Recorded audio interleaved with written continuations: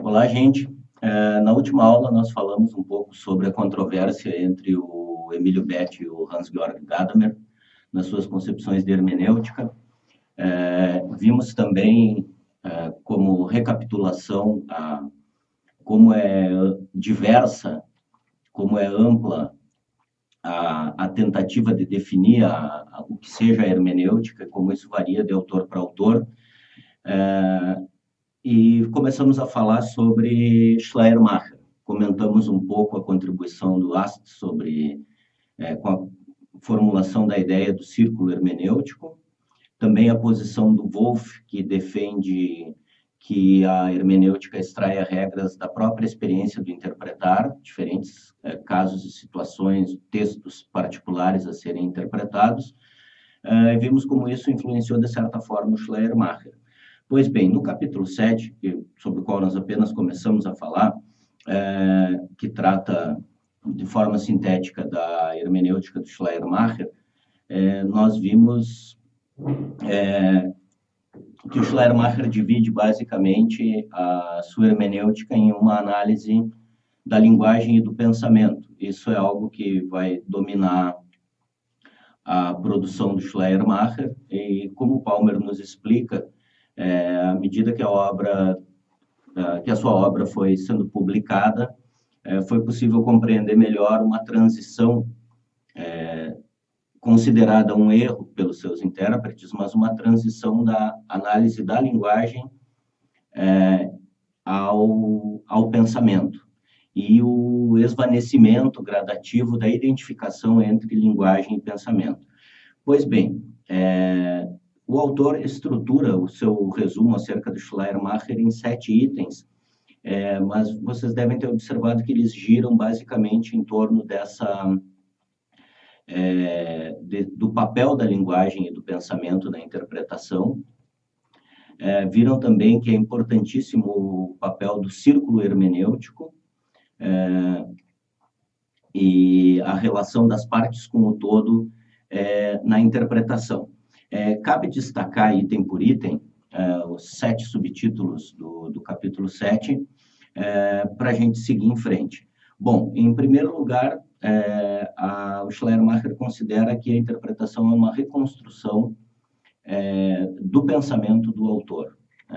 Por aí nós já podemos ver que o Schleiermacher define fundamentalmente a interpretação como uma interpretação de textos, de expressões literárias em sentido amplo, mais do que a interpretação de contextos ou de situações não textuais, como nós vamos ver depois acontecer em Heidegger, Gadamer e etc. Pois bem, essa reconstrução do pensamento do autor, ela se dá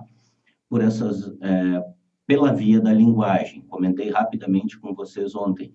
A linguagem é que oferece o meio pelo qual o pensamento vai se expressar e também as regras gramaticais que o pensamento deve observar quando da sua expressão textual, da sua formulação e da sua articulação em termos textuais. E esse, portanto, é o desafio fundamental da hermenêutica segundo Schleiermacher. Ele pretende-a como uma ciência, essa palavra a gente pode colocar entre aspas, e basicamente essa ciência tem a função de determinar como nós vamos fazer esse trabalho de interpretação da linguagem para acessar o pensamento do autor.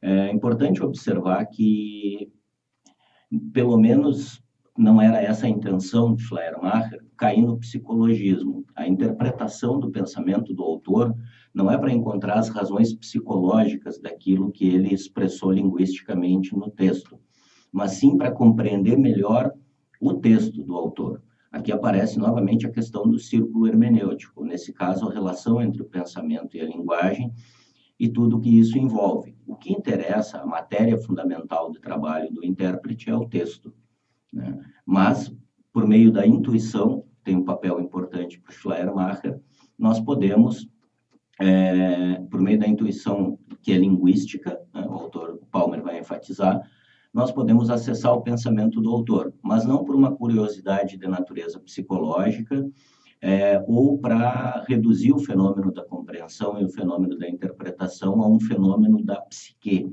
algo que se passe na mente do sujeito, mas sim para compreender melhor o significado do texto, para compreender melhor a linguagem do autor.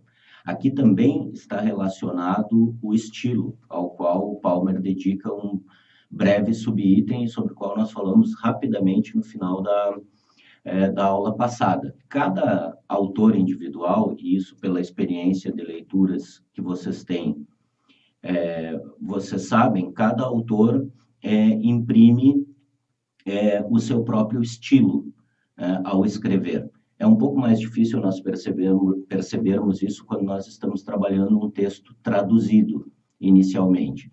Mas se nós conhecemos um autor da nossa região, que escreve na nossa língua, e nós já lemos 2 ou 3 ou 4 textos desse autor, nós temos condições muitas vezes de identificar pelo estilo, pelo jeito que ele organiza a linguagem no texto conforme as regras da própria língua. Então, apesar da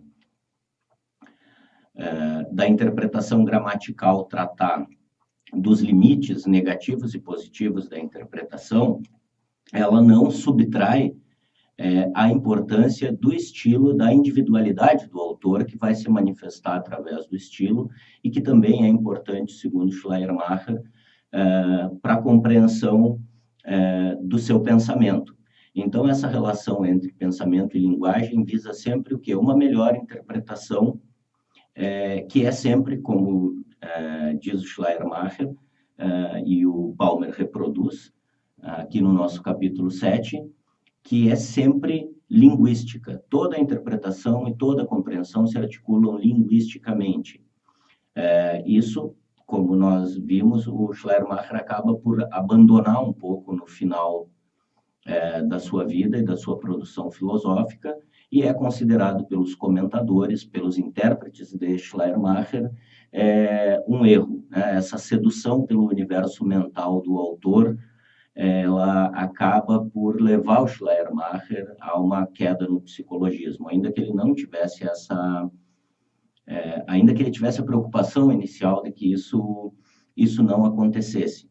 Em alguns momentos, a explicação acerca de como acontece esse acesso à mente do autor é um pouco dúbia, um pouco obscura, mas uma das afirmações é de que isso é possível porque o processo de entendimento do outro, mais uma vez, ele se dá numa relação de circularidade. Nós temos um conhecimento do outro, assim como nós temos um conhecimento de nós mesmos.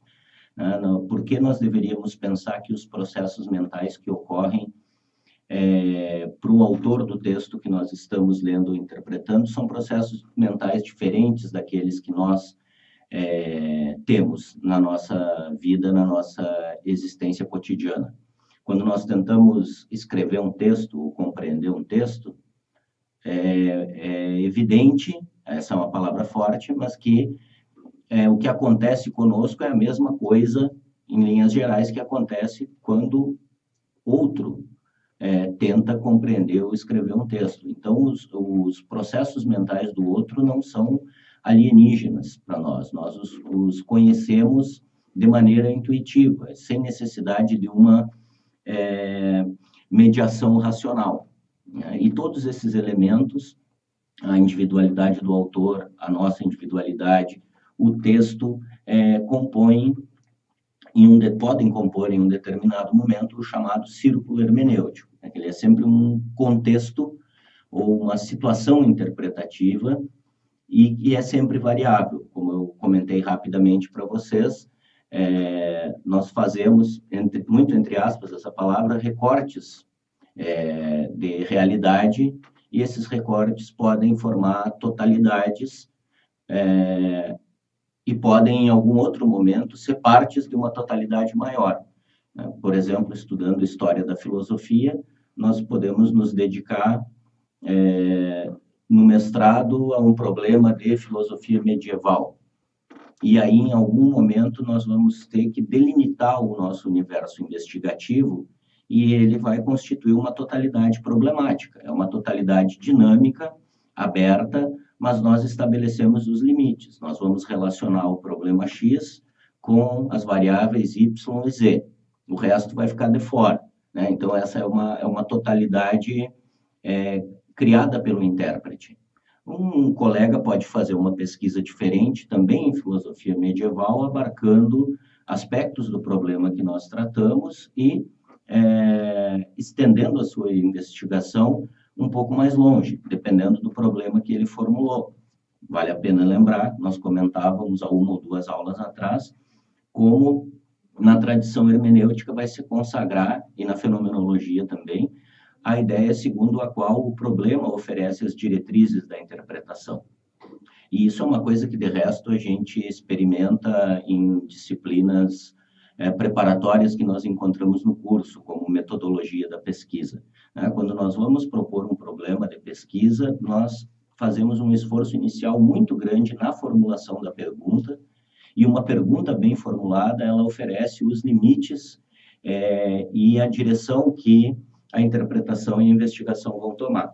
Então, essa ideia da relação do todo com as partes, pouco a pouco vai ficando mais clara. Não se esqueçam, isso é objeto do texto do Sokolovsky, e a gente vai tratar isso de forma mais técnica e mais mastigada, digamos assim. Pois bem, pessoal, seguindo então nos destaques do capítulo 7, além da questão do círculo hermenêutico e da questão da interpretação ser uma reconstrução, de não haver uma identificação plena de linguagem e pensamento na filosofia do Schleiermacher, cabe destacar a contribuição que lá no último item, os itens não são numerados, mas no último e sétimo item do capítulo 7, o autor faz um balanço da contribuição que Schleiermacher dá, apesar de todas as ambiguidades da sua proposta hermenêutica. Um destaque importantíssimo, o sentido, né, que nós buscamos com a interpretação, mesmo que essa ideia esteja vinculada à interpretação de um autor em particular e à reconstrução do seu pensamento, que é um contexto hermenêutico diferente do que nós encontraremos em Dilthey, em Gadamer, em Heidegger, é muito importante porque o Schleiermacher mantém a ideia de que a interpretação ela é dialógica. No mínimo, nós temos dois elementos na interpretação, né? Ou temos dois elementos iniciais fundamentais na interpretação, o texto e o intérprete. Então, e isso vale por extensão a toda e qualquer interpretação. Se trata de uma relação dialógica e aquilo que é compreendido se manifesta nessa relação dialógica e nós poderíamos dizer até pública, né? A interpretação e a compreensão, elas se dão sempre numa comunidade de sentido. Claro, se nós pensarmos na língua, isso já vem à nossa mente, né? Uma língua, ela é uma construção coletiva, né? Ela é compartilhada por muitos indivíduos que seguem mais ou menos regras comuns, e é dentro, né? É nesse meio, o Palmer usa a expressão medium, né? Em latim, a linguagem é o meio pelo qual a compreensão de mundo se expressa, a compreensão de nós mesmos, e o meio no qual qualquer interpretação é possível. Então, essa é uma contribuição fundamental do Schleiermacher para a hermenêutica tardia, da sua hermenêutica tardia para a hermenêutica subsequente. E ele chega a dizer, para finalizar, que a hermenêutica é basicamente sobre as regras do ouvir, né? O ato de interpretar e a compreensão em geral, elas têm a ver fundamentalmente com a capacidade de ouvir. Não ouvir o som, o ruído, né? Mas ouvir contextos significativos, conseguir extrair um sentido dessa relação dialógica. Muito bem, pessoal. Por hoje era isso. E deixo dito para vocês que antes da gente falar sobre Dilthey na próxima aula, eu vou conversar um pouquinho rapidamente com vocês sobre aquela pista que aparece ali no início do capítulo 8, quando o Palmer fala do cientificismo, da influência do método das ciências naturais nas ciências humanas. Então, antes da gente falar propriamente sobre Dilthey na próxima aula, nós vamos falar um pouquinho sobre essa tendência chamada cientificismo, que se consagra no século XIX, que nós vemos em Augusto Comte, um dos fundadores da sociologia, que é a busca pela absorção do método das ciências naturais nas ciências sociais e humanas. Nada os impede de fazer uma busca por vocês mesmos em torno desses conceitos, mas antes da gente falar um pouco mais sobre Dilthey e sobre esse impacto que a noção de historicidade da compreensão tem na filosofia anterior a Dilthey, vamos falar um pouquinho do contexto filosófico da época em relação ao cientificismo e ao positivismo. Era isso por hoje. Obrigado.